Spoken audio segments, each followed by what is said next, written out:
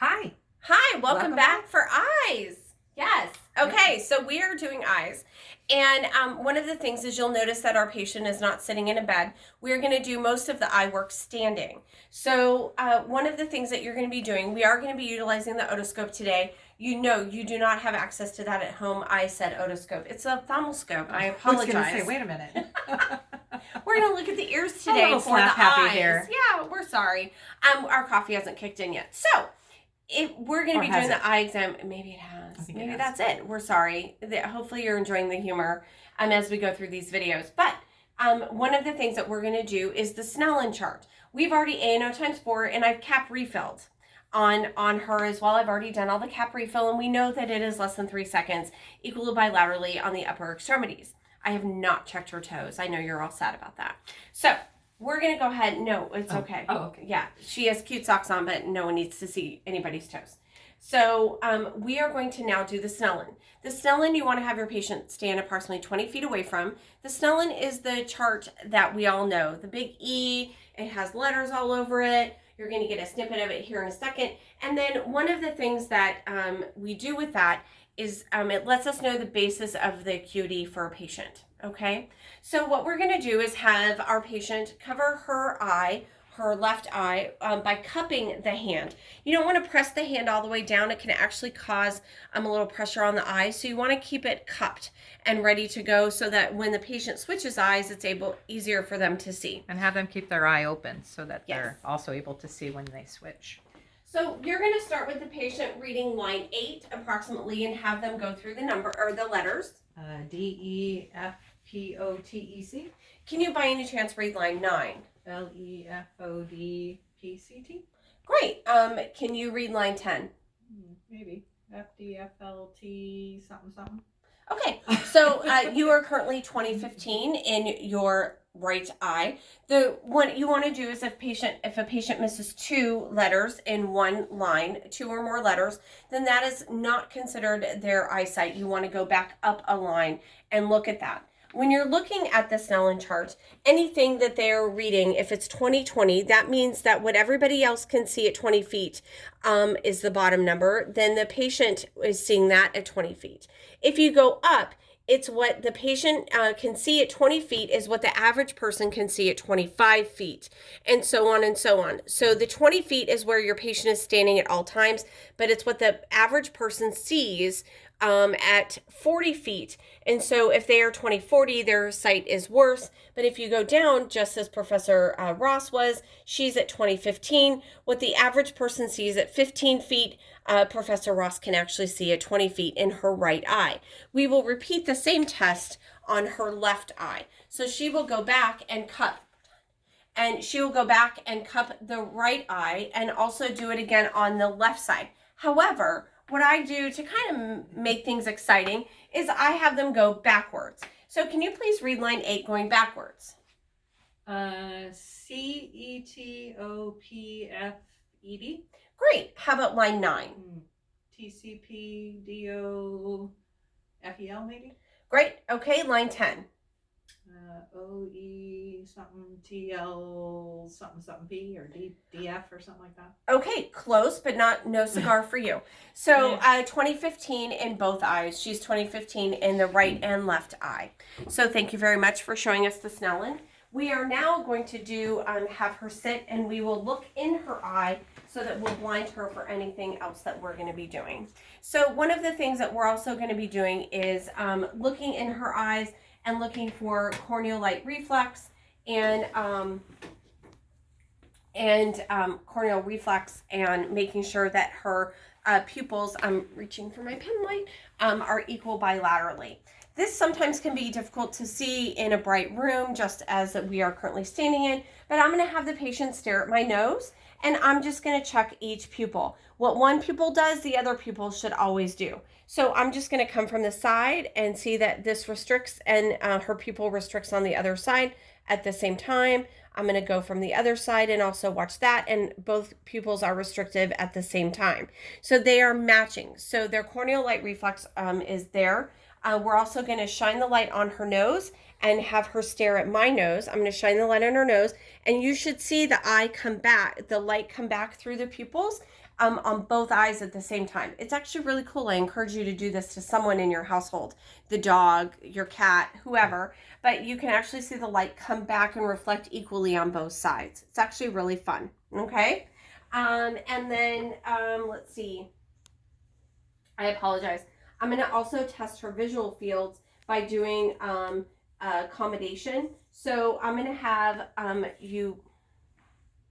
the eye's my worst one. Hold on. Accommodation. Ask me to follow your finger and then close your nose. Okay. She wanted me to do it, but I think I did. Yeah, exactly. Right. You know. All right. So I'm going to have you focus on my eye, and we're testing for focus on my finger. Thank you. Sorry.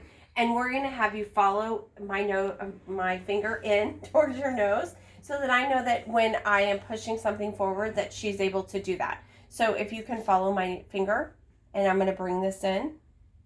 And her eyes are bilaterally coming inward, and that is normal. If you see any nystagmus or shaking, that is considered abnormal. We're also going to test her EOMs or extraocular movements. That is cranial numbers 3, 4, and 6. And yes, I want you to know that. And yes, you do need to be able to name those 3 cranial nerves. And if you just focus in on my finger without moving your head, please follow with your eyes in the 6 cardinal positions. So we're going to go up to this corner. You want to make sure that you're going at a slow enough pace that your patient can follow.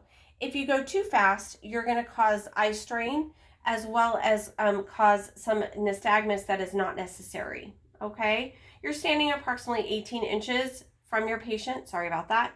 And your finger is approximately 18 inches from their face. Great. You can also do accommodation at the end of that. It is up to you, whatever order you decide that you want to do that. So the next one is cover uncover test. You want to look at, I always have a blank handy dandy index card with me. You can use a sheet of paper. Oh, it isn't blank. It says ovarian cancer. Well, shame on me. So Such a liar. I'm such a fabricator. I thought it was blank. Ovarian cancer. Ha ha ha. Okay. So I'm going to cover one eye. So the goal is that you cover an eye and you have them focus on a focal point. What happens is that the covered eye can drift and wander. So what you're looking at is actually not the eye that's facing you, but the eye behind the index card. Because we want to know that it is when it's not focusing on the same object as the eye that is uncovered, it's actually not drifting off to the other side. So if you can again focus on my nose, I'm just going to cover this eye, and if you can focus in on my nose, and I'm taking a quick look to make sure that her eyes are not shifting and drooping. You're following my nose as I'm moving. You said follow my nose. I know. I'm sorry. I follow direction. I actually see the corner of that door. Let's do that. Sorry. We want you to have fun with this. And you're just making sure that her eye doesn't deviate. And her eyes are looking both forward at the same time. They're still working together even though I'm covering one eye. That is considered a negative cover uncover test. Remember that you want to know what negative stands for. This is what a negative cover uncover test looks like. Okay? One of the next tests that we're going to do, I'm going to have you stand up again. We're going to do what's called confrontation. The way that I remember confrontation is that we're going to battle it out. Come on. We're so going to battle it out. Now, this is not within safety regulations of being, further enough apart. We're going to be hugging each other during this test. I'm kidding. Just joking. We cannot stand 6 feet apart. This test is a little subjective. The reason is you're actually testing against your peripheral vision. You personally, as the person testing, you are testing against your personal peripheral vision, okay? So if yours is off, if yours is off, then it's going to throw the test off. Yeah. This is not something that we commonly use in practice, but I do want you to know that it exists and what happens.